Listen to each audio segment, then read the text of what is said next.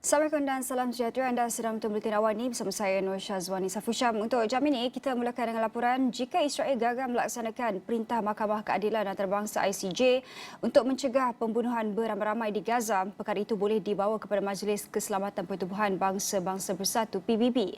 Bagaimanapun, Ketua Pasukan Peguam Penyiasat Yayasan My Aqsa, Profesor Datuk Rahmat Muhammad berkata, apa yang paling membimbangkan pada masa ini ialah adakah Majlis Keselamatan bersetuju badan dunia itu untuk menguatkuasakan perintah ICJ ke atas Israel.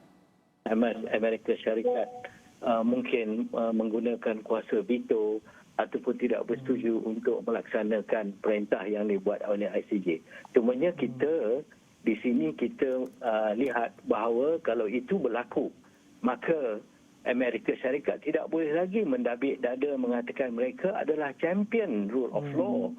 Sebab ICJ itu adalah satu keputusan yang berdasarkan kepada prinsip rule of law, ya, kedaulatan undang-undang. Jadi kalau Amerika Syarikat tidak menghormati ICJ, maka Amerika Syarikat telah gagal ya untuk memenuhi ataupun mendabik dada mengatakan mereka adalah pejuang kepada rule of law ataupun rule based system ini. Ini yang kita lihat nanti Amerika Syarikat akan menghadapi masalah ini.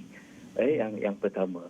Yang keduanya, apa bentuk tindakan yang boleh diambil oleh Majlis Keselamatan ataupun Security Council. Satunya ialah dalam bentuk economic sanction, keduanya dari segi ketenteraan, ya, dan lain-lain yang mungkin boleh diambil oleh Majlis Keselamatan, ya.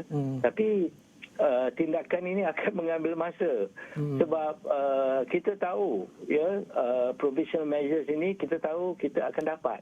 Ya, dia memihak kepada South Africa, tetapi yang long term ataupun jangka panjangnya kita tahu umpamanya kes Bosnia itu mengambil 13 tahun untuk ICJ membuat keputusan bahawa ada berlaku genosid. Hampir senada dengan Rahmat ialah pengasas MA Research Datuk Dr. Rais Hussein yang tidak melihat keputusan ICJ sebagai kemenangan besar kepada isu Palestin. Katanya sebelum ini sekalipun, Israel cenderung untuk tidak mematuhi ketetapan yang diputuskan. Beliau bagaimanapun percaya usaha untuk menghentikan keganasan Israel semakin membuahkan hasil.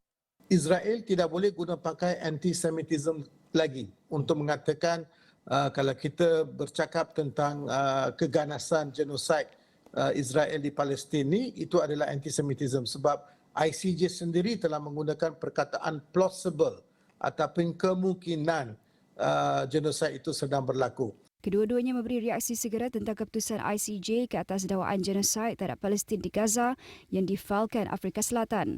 Antara lain, Mahkamah Dunia itu memutuskan tiada arahan gencatan senjata dikenakan ke atas Israel, tetapi rejim itu mesti membenarkan bantuan kemanusiaan masuk ke Gaza.